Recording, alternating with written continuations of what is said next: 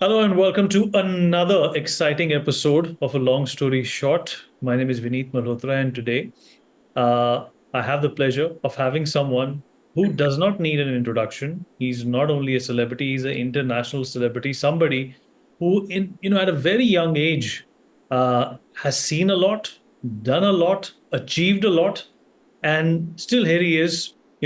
Going about his business, traversing through India, and I managed to catch him at a time when he was perhaps deep into his meditation, deep into Bharat Darshan, but somehow, I managed to crack this interview with Rinku Singh, who's joining us from Nagpur, I believe. Rinku हमसे बातचीत करने के लिए आपका बहुत बहुत धन्यवाद। सबसे पहले जय श्री राम। आप भारत में हैं। जब हमारी लास्ट टाइम मुलाकात हुई थी तो माहौल अलग था। तब मिलियन डॉलर आर्म की बात की थी हमने। तब डब्ल्यू डब्ल्यू ई कहीं भी पिक्चर में नहीं था। आपकी मूवी जो आप पर बनी थी, उसके बारे में तो हम बाद में चर्चा करेंगे ही, पर सबसे पहले ये बताइए कि आप भारत आए हैं, आप भारत दर्शन कर रहे हैं। क्या जुस्तजू है भारत को देखने की? आप जब भी आते हैं ग्रामीण जगहों में कोशिश करते हैं घूमने की, धार्मिक स्थानों पर आपकी मैं तस्वीरें अक्सर देखता हूं। क्या ये लगाव है, क्या ये प्रेम है भारत से? आप रहते फ्लोरिडा में हैं, पर मुझे लगता है कि आत्मा भारत में ही बसती है। बहुत सही पहचाना आपने। सबसे पहले आपके दर्शकों को, जो आपको सुनते हैं, मानते हैं, जानते हैं, उनको जय जय सिया राम, और आपको नमस्कार, जय जय सिया राम। भारत भूमि की बात करें तो सत्य बात यही है कि रहता भले यूएस में हूँ आज 20 साल से, लेकिन हमारा मन भारत में ही बसता है। उसके कई कारण हैं। एक तो कारण ये है कि भारत के महान योद्धाओं ने भारत भूमि के लिए बहुत से त्याग किए हैं, बहुत से तप किए हैं हमारे और आपके लिए, ताकि हम और आप इस भूमि पर स्वच्छ हवा ले सकें।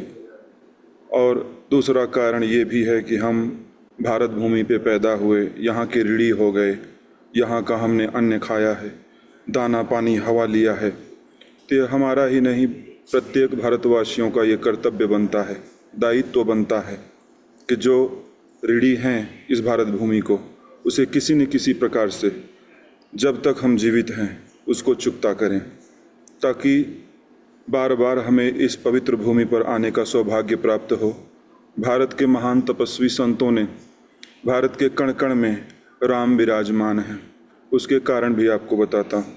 भारत के तपस्वी साधु संत, उनका तप, यज्ञ, जप भारत के कण कण में विद्यमान है, उसको महसूस भी किया जा सकता है। उन्हीं की वजह से हम और आप स्वच्छ हवा ले पा रहे हैं। तो भारत अद्भुत है, भारत के लोग अद्भुत हैं। स्पेशली आपने बोला कि हम गांव में जा रहे हैं, रूरल एरिया में जा रहे हैं, जहां पे बहुत कम सुनने को मिलता है, वहां के बारे में बहुत कम जानने को मिलता है। जैसे कि राम नामी समाज है छत्तीसगढ़ में, वहाँ पे गया, बहुत ही अद्भुत हैं वो लोग जो प्रभु श्री रामचंद्र जी के नाम को अपने पूरे शरीर पे अंकित किए हुए हैं। वो श्री राम भगवान जिनको साधु संत, महात्मा जन श्री रामचरित के मानस के चौपाइयों में ढूंढा करते हैं और उनके बताए हुए मार्ग पे चलते हैं। उनसे मिलकर बहुत ही कुछ सीखने को मिला कि राम में लीन कैसे होया जाता है। हम और आप सांसारिकता में फंस के रुपए, पैसे, मान सम्मान, इन्हीं के पीछे हम अपनी सारी जीवन व्यर्थ ही चला जाता है। लेकिन रामनामी समाज के वो लोग जो राम से ही जीते हैं, कुछ तो ऐसे जन को भी मैंने देखा जिन्होंने ना सिर्फ अपने शरीर पे बल्कि अपने जिह्वा पर भी राम नाम का गुदना गुदाया है। सोचो, राम के जन, राम से ही सब कुछ है। बिना राम के किसी का आज तक कल्याण नहीं हुआ है और ना होगा। और इसीलिए भारत दर्शन हमने प्रारंभ किया। जब 17 साल की अवस्था थी, यूएस चले गए, अमेरिका, भारत भूमि से बहुत दूर। लेकिन एक ये लालसा बनी रही हमेशा कि अपने भारत को कब घूमें, कब जानें, कब समझें। तो वो समय पहली बार इतने सालों में मुझे मिला भगवान की कृपा से। तो बस निकल पड़े भारत भूमि की यात्रा के लिए। बहुत से संतों से मिले जिनसे बहुत कुछ सीखने को मिला। त्याग ही जीवन है। हर जगह साधु संतों का यही मत है, जियो तो राष्ट्र के लिए जियो, धर्म के लिए जियो, अपनों के लिए जियो, क्योंकि अपने लिए तो पशु पक्षी भी जीते हैं, हम्म। खाते हैं, पीते हैं और एक दिन मर जाते हैं।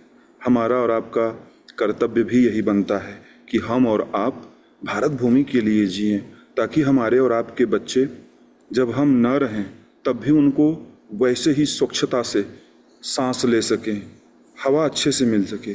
दाना पानी का व्यवस्था हमें और आपको ही करके जाना है उनके भविष्य के लिए। हम्म। जी। ठीक है, बिल्कुल ठीक है रिंकू। मैं आपकी सोशल मीडिया को भी फॉलो करता हूँ। आप फ्लोरिडा में भी जब होते हैं, अपनी गाड़ी में जब होते हैं, तब भी आपको भारत की ही याद आती है।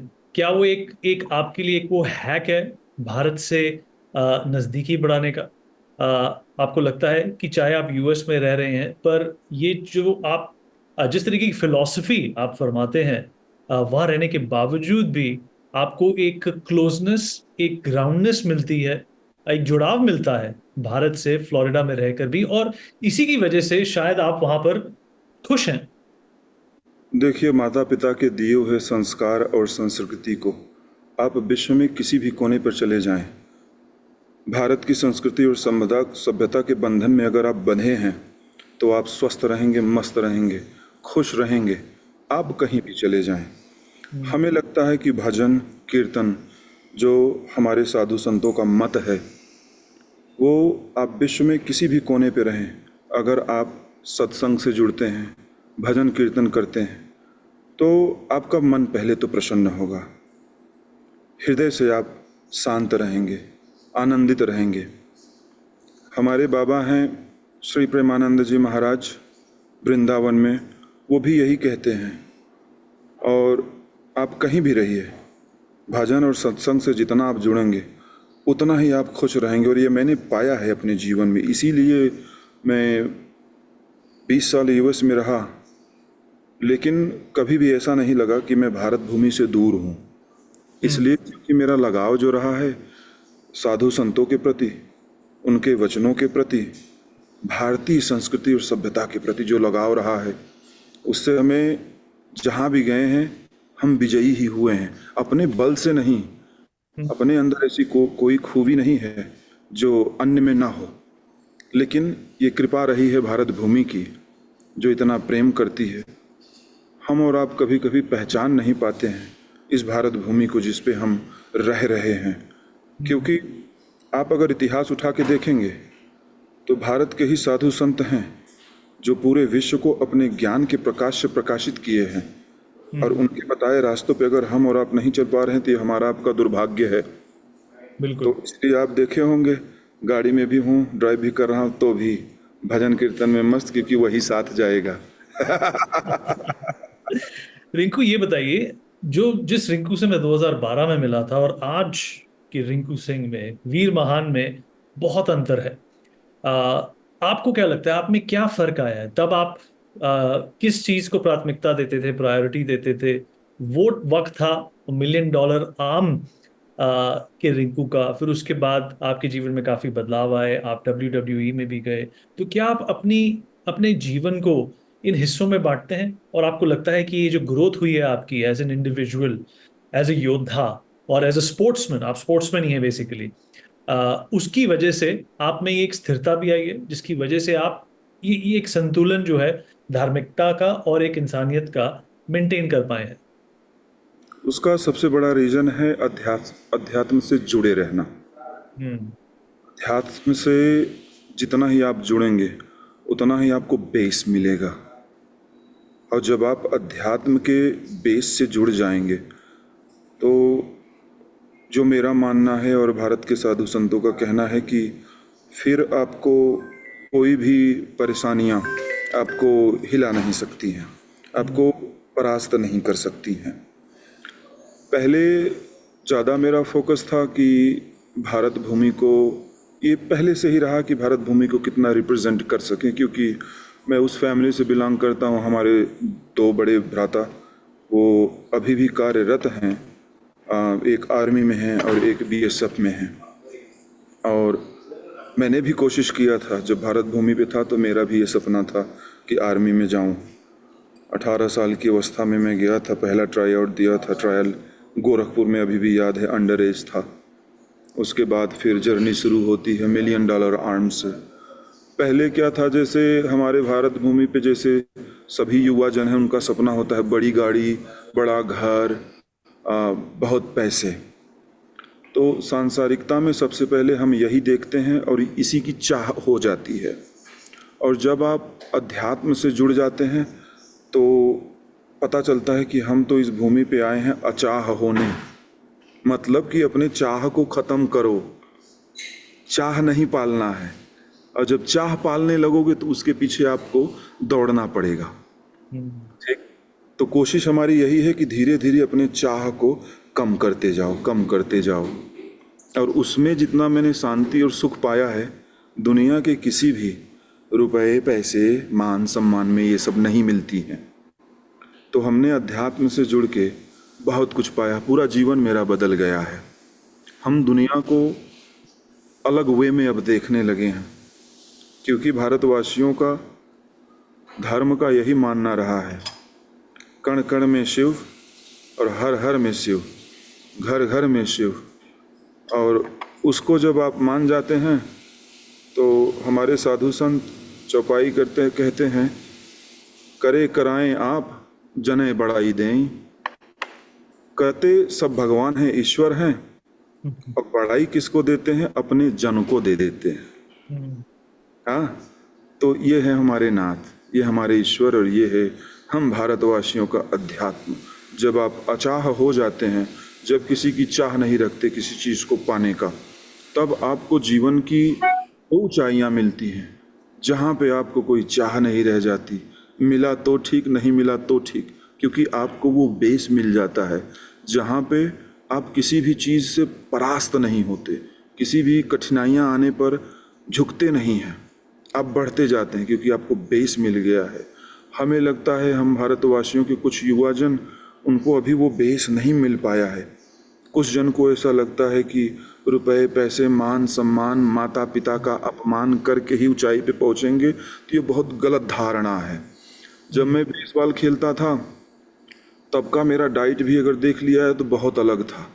अब प्याज, लहसुन भी, उसका भी त्याग हो गया है।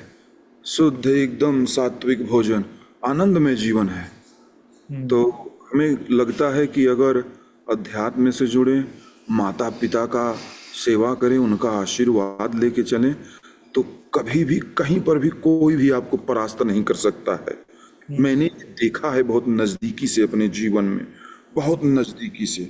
और उसी सिद्धांत पे, भारत के साधु संतों के सिद्धांत पे, उनके आशीर्वाद से हम उसी राह पर चल रहे हैं। देखो, आपने कहा कि आप एक सात्विक जीवन बिता रहे हैं। आप WWE का भी हिस्सा रहे हैं। ये एक ऐसा माध्यम है जहां पर आपको एक स्ट्रॉन्ग इंडिविजुअल होना होता है, आपको कड़ी मेहनत करनी होती है, कसरत करनी होती है, प्रोटीन इनटेक की जो दरकार होती है वो बढ़ जाती है। तो ये आपके लिए एक चुनौती नहीं थी? नहीं, हम भारतवासियों के योद्धाओं का जीवनी अगर देखेंगे, जैसे कि हमारे महान वीर शिरोमणि महाराजा महाराणा प्रताप जी थे, घास की रोटियां खाएं, देखिए कितने बलवान थे। शिवाजी महाराज को देख लीजिए। ऐसे ऐसे योद्धा हमारे भारत भूमि पे हुए हैं जिन्होंने अपने पराक्रम से पूरे विश्व को आकर्षित करके रखा। तो क्या वो प्रोटीन इंटेक लेते थे? नहीं, आत्मबल था उनके अंदर। आत्मबल उनको कहाँ से आया? वो अध्यात्म से जुड़े रहे। संस्कृति, सभ्यता, मातृभूमि के मान सम्मान के लिए जो जीता है, उनके अंदर अथाह ताकत आ जाती है, अथाह शक्ति आ जाती है। बल्कि जो शक्तियाँ ईश्वर की होती है वो भी मिल जाता है आराम से, आपके साथ चलते हैं। लेकिन हम और आप भटक जाते हैं, इसलिए हमें इन चीज़ों को समझ नहीं पाते हैं कि आज भारत के युवा जन प्रोटीन इनटेक, ये खा लो, ये पी लो, इससे शरीर बनेगा, ये सिर्फ एक आकर्षण मात्र है। अगर आप कोई जैसे कि मांस, मछली, मदिरा, इन सब का अगर खाते हैं, पीते हैं, तो हमें नहीं लगता है कि ये ज़्यादा दिन तक आपको बना के रखेगा, आगे चल के आपको बिगाड़ ही देगा। आए दिन मैं देखता हूँ भारत में नए नए युवा, उनको हार्ट अटैक आ जा रहा है, हम्म, वो उनकी डेथ हो रही है। माता पिता के ऊपर क्या बीतता होगा। और ये सिर्फ कर रहे हैं इसलिए कि उनको लोग देखें, उनको लोग जानें। हम्म, हाँ, आप जब धर्म से चलेंगे, भारत भूमि की रक्षा और सुरक्षा के लिए चलेंगे, तो हम्म, हमें लगता है कि भगवान आपको स्वयं प्रकाशित कर देगा। आपको हम्म, प्रकाश अपने से कोशिश नहीं करनी होगी, वो स्वयं आप प्रकाशित होते चले जाएंगे। और ये मैं नहीं कह रहा, ये सदियों से भारत के जो महान तपस्वी संत जन रहे हैं, ये उनका मत मैं बोल रहा हूँ आपको, ये उनका मत रहा है। तो हम्म, कहीं न कहीं हमारे भारत के युवाओं को मिसगाइड किया जा रहा है। कोई बॉडी बना लिया तगड़ा, उसके लिए आप स्वयं जानते हैं कि चीज़ें उपलब्ध हैं मार्केट में। अगर आपका टेस्टोस्टेरोन लेवल कम है या ग्रोथ हार्मोन्स लेवल कम है, तो आप चले जाओ किसी भी शॉप पे, मेडिकल शॉप पे, वहाँ से आपको उपलब्ध हो जाते हैं। और उनको ये ज्ञात नहीं है इसका प्रयोग कैसे किया जाए, सिर्फ लेना है और बॉडी बनाना है। हाँ, इसके वजह से बहुत बेचारे युवा जन मारे जा रहे हैं। हम्म, और हमें लगता है जो इन चीज़ों को प्रमोट करते हैं, कहते हैं कि बिना मीट खाए आपका शरीर नहीं बनेगा, ये सब बहुत गलत धारणा है। मैं रेसलिंग की दुनिया में 5.5 साल तक रहा। मैं अपने जीवन में सबसे ज़्यादा अगर कोई कार्य किया हूँ तो वो स्पोर्ट्स ही रहा है। मेरा जीवनी स्पोर्ट्स ही रहा है। मैं और कोई कार्य नहीं किया हूँ जीवन में जिससे मेरा जीवनी चलती हो। सिर्फ स्पोर्ट्स के ही माध्यम से मैं अपनी जीवनी चलाता आ रहा हूँ। और वो भी आपको बताऊं कि 16 साल की अवस्था से ही मैं स्पोर्ट्स में ही रहा। उसके पहले मैं भारत में रहा स्पोर्ट्स कॉलेज में, लखनऊ में। वहाँ पर भी ट्रैक एंड फील्ड किया, javelin throw, national gold medalist रहा। उसके बाद बेसबॉल खेला 8.5 साल तक, फिर गया मैं WWE में। तो हमें लगता है कि लोग बहुत गलत धारणा बना लेते हैं कि ये खाओगे तो ऐसा शरीर हो जाएगा, वो खाओगे तो वैसा शरीर हो जाएगा। नहीं नहीं, कहीं भटकने की ज़रूरत नहीं है। सुबह उठो, ब्रह्म मुहूर्त में उठो, माता पिता का आशीर्वाद लो, उनको पैर छुओ, उस माँ धरती को प्रणाम करो जिस धरती के ऊपर आप उसे रौंद के चलते हो, वहीं से तुम्हारा दाना आता है, पानी आता है। पिता आकाश को प्रणाम करो जिसकी छत्र छाया में हम और आप चलते हैं दिन और रात। कितना भी बड़ा घर बना लो, कितने भी ऊंचाई पर पहुंच जाओ, किसी भी देश में रहोगे उसी भूमि पर। वही ईश्वर की भूमि है, वही ईश्वर का आकाश है, उसी के अंदर आप विचरण करते हैं। इसलिए हम्म, हमें लगता है कि इन सबको जब हृदय से प्रणाम करो और इनको मानो, तो ये जो शक्तियाँ होती हैं वो अपने आप आपको प्रदान करने लगती हैं। हम्म। देखो, बहुत ही कम लोग हैं भारतीय मूल के जिन्होंने WWE में देश को या फिर भारत को रिप्रेजेंट किया। अपनी WWE की पारी के बारे में हमारे दर्शकों को कुछ बताइए कि कैसा रहा तजुर्बा, क्या क्या आपको सीखने को मिला। और एक WWE एक ऐसी चीज है, बेसबॉल अलग है, क्रिकेट अलग है, WWE एक ऐसी चीज है जो पारदर्शक है। वो भारत में भी कंज्यूम की जाती है, पूरी दुनिया में कंज्यूम की जाती है। कैसा रहा तजुर्बा आपके लिए वो? जैसा कि आपने कहा कि पूरे विश्व में WWE के फैंस हैं, सब हम्म, देखते हैं। देखिए, WWE एक स्पोर्ट्स इंटरटेनमेंट है, हम्म, स्पोर्ट्स के साथ इंटरटेनमेंट है।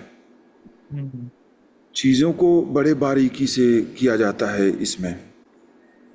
हर मिनट पे एक्शन है और रिएक्शन है। मेहनत इसमें बहुत ज़्यादा है। बॉडी को मेंटेन करके रखना बहुत इम्पोर्टेंट है। आप हर समय अपने डाइट पे ध्यान दें, आपको ट्रेनिंग पे ध्यान देना होता, लेकिन शरीर को उतना रेस्ट करने का समय नहीं मिलता है। इसलिए कि आप you travelling always, you doing the live events, you doing the Monday Night Raw, or you doing the SmackDown, or you doing NXT। आपकी व्यस्तता इतनी हो जाती है कि कभी कभी आपको रेस्ट करने का चांस नहीं मिलता है। लेकिन सीखने को बहुत मिलता है। सीखने को ये मिलता है कि आप किसी भी फील्ड में हैं, किसी भी फील्ड में हो, कोई भी हो, मेहनत आपको करनी ही पड़ेगी। चाहे आपको अच्छा लगे या ना लगे। और ऊपर से भारतवासियों का इतना प्रेम रहा, इतना प्यार रहा है कि वो हमें लगता है कि सबसे ज़्यादा ताकत अगर हमें मिली है तो भारतवासियों के, युवा जनों के प्रेम से मिला है। जो हम्म। देखते हैं, सुनते हैं, समझते हैं कि कहाँ से गया हूँ। जर्नी बहुत अच्छी रही, बहुत से लीजेंड से मिलने का सौभाग्य प्राप्त हुआ। हमारा डेब्यू जब हुआ था तो रे मिस्टेरियो, जो इतने बड़े लेजेंड्स हैं WWE के, उनके साथ हमारा डेब्यू हुआ। वो अपने आप में हमारे लिए एक इतिहास रहा। जॉन सीना, जो हमारे बहुत ही खास रहे हैं, जिनको मैं खास मानता रहा हूँ कुछ कारणों से। वो स्टार्स सिर्फ रिंग में नहीं रहे हैं, वो रिंग के बाहर भी स्टार्स रहे हैं। जैसे कि कम्युनिटी सर्विस हो गया, मेक अ विश, बच्चों के साथ समय बिताना। और अब लगता है कि WWE के बहुत से बड़े जो सुपरस्टार्स रहे हैं वो बहुत ज़्यादा ध्यान देते हैं कम्युनिटी सर्विस पे, क्योंकि बड़ा बचा के चलना पड़ता है। जब आप उस लेवल पे होते हैं तो आपका कर्तव्य भी बन जाता है। जब आप जीवन की ऊंचाइयों पे होते हैं तो आपने आप को, स्वयं को ऐसा बनाना पड़ता है कि हमसे अगर हमारे युवा जन, हमारे दर्शक जन जो हमें देख रहे हैं, सुन रहे हैं, वो कोई नेगेटिविटी उनके अंदर ना फैले, सिर्फ पॉजिटिविटी ही जाए उनके अंदर। और उस पॉजिटिविटी के लिए हमें स्वयं पॉजिटिव रहना पड़ता है। तो जैसे मेहनत हो गया, धर्म से चलना, धर्म का कार्य करना, मातृभूमि को सीने में लेके चलना। तो हमें लगता है कि जर्नी हमारी WWE की एब्सोल्युटली अमेजिंग रही है। बहुत कुछ सीखा हूँ और आगे भी बहुत कुछ सीखने का मौका मिलेगा। देखो, उन आलोचकों को क्या कहेंगे आप जो मानते हैं कि WWE एंटरटेनमेंट ज्यादा है और स्पोर्ट्स कम है? देखिए, अब अगर जैसे आपको बोलें कि रसगुल्ला का स्वाद कैसा होता है, जो खाया रहेगा सिर्फ वही बता पाएगा। थोड़ा बहुत सिर्फ बता सकता है कि उसका स्वाद ऐसा है, लेकिन बाद में बोलेगा भाई आप भी ट्राई करो, तब आपको स्वाद पता चलेगा कि रसगुल्ला कैसा होता है। ठीक इसी प्रकार से WWE है। आए दिन इतने सुपरस्टार्स को इतनी इंजरियां होती हैं, उनको बहुत सी चीज़ों का सामना करना पड़ता है। आप फिल्म को देख लो, एक फिल्म बनाने के लिए 1 डेढ़ साल लग जाता है। हम्म। WWE में हर समय फिल्म बन रहा है, हर एक 10 मिनट का फिल्म ऑन द स्पॉट बन रहा है, वो भी लाइव बन रहा है, जिसमें एक्शन, रिएक्शन, इमोशन, ये सब चीज़ों को दर्शाया जा रहा है स्टोरी टेलिंग के माध्यम से। तो हमें लगता है कि ये कहना गलत होगा कि स्पोर्ट्स कम है, इंटरटेनमेंट ज़्यादा है या वॉइस वर्सा। आप अगर देखेंगे तो नॉर्मल इंसान जो होते हैं, मूवी में भी अगर आप देखेंगे, उनका स्टंट रियल लाइफ में नहीं होगा, वो मूवियों में ही दिखाएगा। लेकिन WWE के सुपरस्टार्स का जो स्टंट होता है वो रियलिटी में होता है, वो उनके जहन में होता है। किसी भी एक मूव को करने के लिए दसों हजार बार प्रैक्टिस करनी पड़ती है। क्यों? क्योंकि खेल के साथ साथ एक दूसरे की सुरक्षा का भी ध्यान देना पड़ता है कि कहीं आप इंजर्ड सीरियस न कर दे। और फिर भी बहुत से सुपरस्टार्स का, किसी का स्पाइन इंजरी हो जाता है, कंकशन हो जाता है, किसी के बोन फ्रैक्चर्स हो जाते हैं। बहुत से ऐसे सुपरस्टार का नाम बता सकता हूँ जिनकी जीवनी आप देखेंगे कितना स्ट्रगल किए हैं। तो हमें लगता है कि बाहर से देखना और जज करना हम्म। ये उचित नहीं है, क्योंकि मैं उसमें खुद जिया हूँ, इंजरियों का सामना मैंने भी किया है। बिल्कुल। अच्छा जवाब दिया आपने। और अब बात करते हैं आपकी मूवी के बारे में, $1 मिलियन आर्म। मेरी आपसे हमेशा लगातार बात होती रहती है, चाहे इंटरव्यू हो या ना हो। हमारी कुछ साल पहले बात हुई थी, आपने कहा था मूवी ने बहुत अच्छे से दर्शाई आपकी कहानी, पर उसमें ऐसे कुछ कोण थे, कुछ ऐसे एंगल्स थे जो मिसिंग थे। क्या लगता है आपको, एक सीक्वल बननी चाहिए उस मूवी को लेकर? ऐसी क्या कमी थी जो आपको लगता है जिसकी भरपाई होनी चाहिए? देखिए, हमें लगता है कि जहाँ से हम आते हैं, जहाँ से हमारी जीवनी का शुरुआत होता है। बहुत से ऐसे भारतीय युवा हैं जिनकी जीवनी हमसे मिलती जुलती है। बहुत से ऐसे युवा हैं, बहुत से ऐसे माता पिता हैं। जैसे मैं एक ट्रक ड्राइवर का बेटा रहा। मेरे बाबूजी ने बहुत मेहनत किया 3 वक्त की रोटी, ऊपर रूफ और अच्छी एजुकेशन के लिए। हम जब छोटे थे तो पिताजी को देखने को बहुत कम मिलता था, इसलिए क्योंकि he was working so hard to provide 3 times meal, roof overhead, good education. And that's what every parent wants, give a good education, making sure they become the best version of their self. And that's what not just Indian parents, every parents in general, that's what they expect to their kids, their daughter, they become the best as possible. So पहले javelin throw करता था, track and field. बचपन में हमारे गांव में एक track and field हुआ करता था और एक भैया जी थे, उनके पास जेवलिंग हुआ करती थी, हमारे पास नहीं। हमारी आर्थिक स्थिति जो थी वो ना ज़्यादा हाई थी ना ज़्यादा लो थी। इतना था कि live comfortably, and I couldn't afford at that time कि हम एक जेवलिंग खरीद सके अपना खुद का।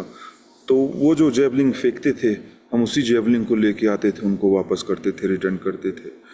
एंड अंदर एक जुनून था कि कितना जल्दी हम भी इस फील्ड को ज्वाइन करें, लेकिन जेवलिंग नहीं था हमारे पास। तो हम उनको जेवलिंग वापस करने लगे फेंकते हुए। एक समय ऐसा आया कि क्योंकि हमारे अंदर वो चाह थी, जब आपके अंदर किसी चीज़ को पाने की भूख होती है तो आपके अंदर वो जुनून अपने आप आ जाता है। I started launching the javelin one side to other side, and he didn't like it. He said, "You don't need to touch my javelin ever again." I said, "That's fine, that's okay." And I didn't know better. उतना ज़्यादा तब पता नहीं था। तो गांव में मैंने बम्बू काटा, मैसिव बांस होता है जिसको बोलते हैं। और पिताश्री ड्राइवर थे ही ट्रक के, तो उसमें आपने देखा होगा जो ट्रक के टायर होते हैं उसमें राड लगा के उसको रिंच करते हैं। करेक्ट। हाँ, उसको मैंने लिया and made it my own javelin. Actual javelin is 800 ounce, and I made it about 5 kilo javelin because I didn't know better. I started throwing that. I couldn't throw that far because it's pretty heavy. 5 kilo versus 8 ounce. So, लेकिन वो नादानी जो थी पहले, उसी से मुझे बहुत स्ट्रेंथ मिला। इमेजिन कि अगर मैं 5 किलो का जेवलिंग थ्रो कर रहा हूँ और अचानक मेरे हाथ में अगर वो एक्चुअल जेवलिंग 800 ग्राम्स का मिल जाएगा, उन्स का, वो कितना दूर मैं लॉन्च करूँगा। That's where the journey begins. कि स्पोर्ट्स एकेडमी में ट्रायल के लिए ऑफ़र आया, रियल जेवलिंग मिली मुझे पहली बार। तो I had launched good 65-70 meter at that time when I was the age of 17, got in sports academy. I was there for about few years, 3 years. That's when the $1 million arm came in the picture. हमारे अंदर हमेशा ये भूख थी कि एक तो भारत को रिप्रेजेंट करना है, दूसरा हमारी चाह यही थी बचपन से कि माता पिता के लिए हमें घर बनाना है और उनको रिटायर कराना है, हमारे पिताजी को। ये सपना ही था मेरा। हम एक ही सपने के साथ सिर्फ जिए हैं कि माता पिता को, उनको सिर्फ rest, take rest, you have done it a lot. आपने बहुत संघर्ष किए अपने जीवन में। जैसे होता है ना, बच्चे होते हैं कि आपको क्या बनना है बड़े होके, कोई कहेगा डॉक्टर, कोई कहेगा साइंटिस्ट, इंजीनियर, राइट। हमारा सपना ही था कि हम घर बनवाएंगे उनके लिए। सो I was lucky enough, and blessing of mom and dad, I was able to win the whole competition. My mom told me that not to go participate in the competition because I was in high school exam. High school के exam में था sports college में।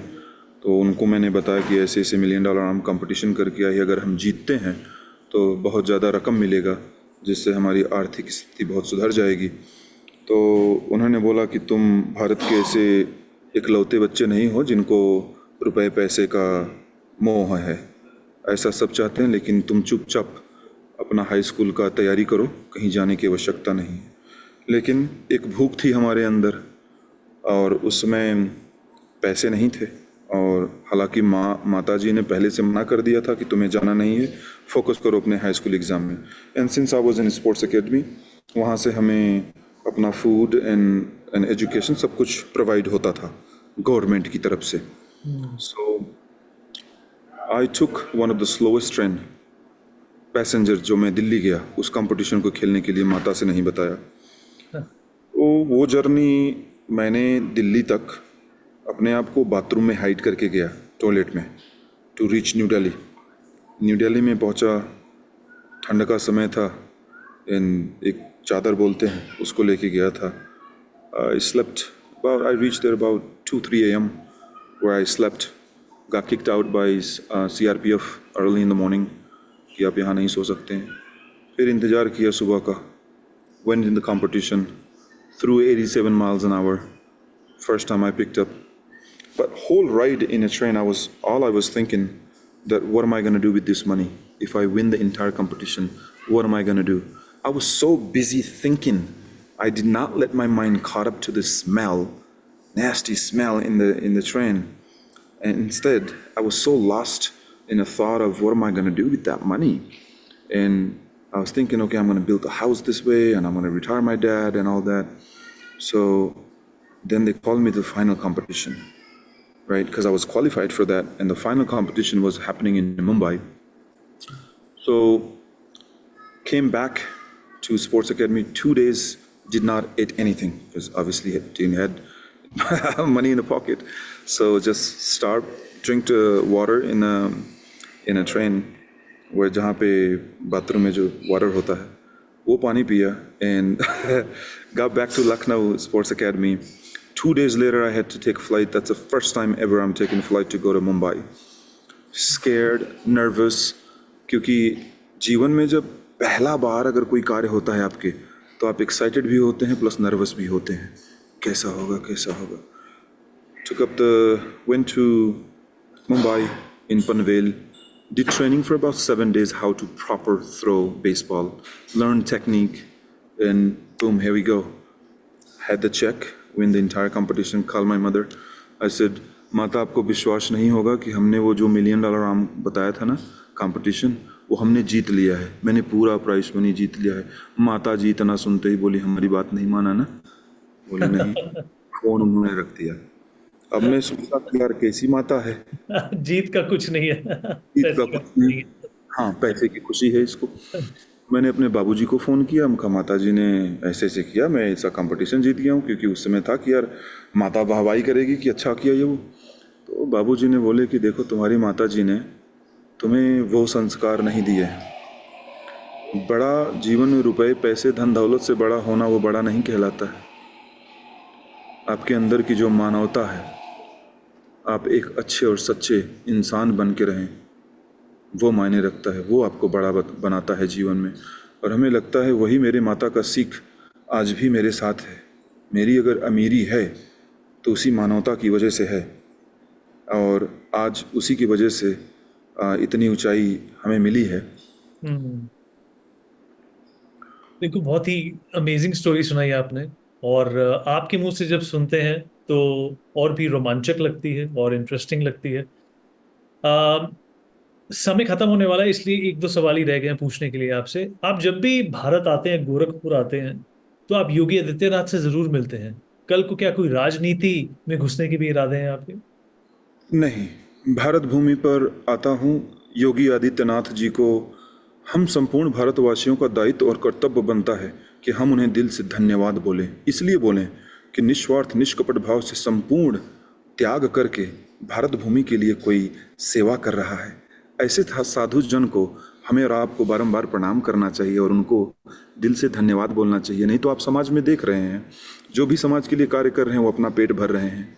उनको कितना रुपया पैसा मान सम्मान मिल जाए वो इसके लिए राजनीति कर रहे हैं। लेकिन हम और आप बड़े सौभाग्यशाली हैं जो नरेंद्र मोदी जी जैसे, योगी आदित्यनाथ जी जैसे, ये लोग अपना सर्वस्व त्याग कर दिया है। भारत भूमि ही इनके परिवार रहे हैं।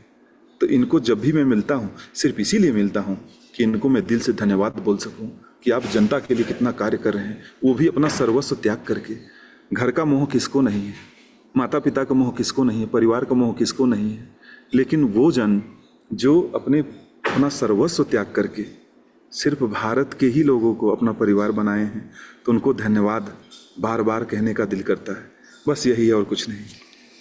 देखो, आप भारतीय राजनीति पर भी नजर रखते हैं। नरेंद्र मोदी प्रधानमंत्री का भी आपने नाम लिया, सत्ता में है, मोदी 3.0 चल रहा है। पर इस चुनाव में थोड़ा सा झटका लगा। अब गठबंधन के साथ ही सरकार है।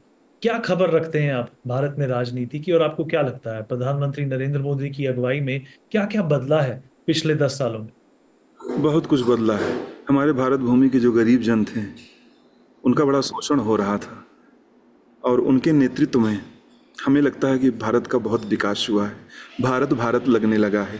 आज गर्व होता है, देश विदेश में आप चले जाएं तो आपका भी मान सम्मान होता है कि ये भारत भूमि से हैं। ऐसी सरकारें भी रही हैं हमारे भारत भूमि पर जहाँ पे भारत को बहुत तुच्छ समझा जाता था, बहुत हीन दृष्टि से देखा जाता था। ना सिर्फ भारत को, भारतवासियों को भी उसी हीन दृष्टि से देखा जा सकता था, जाते थे।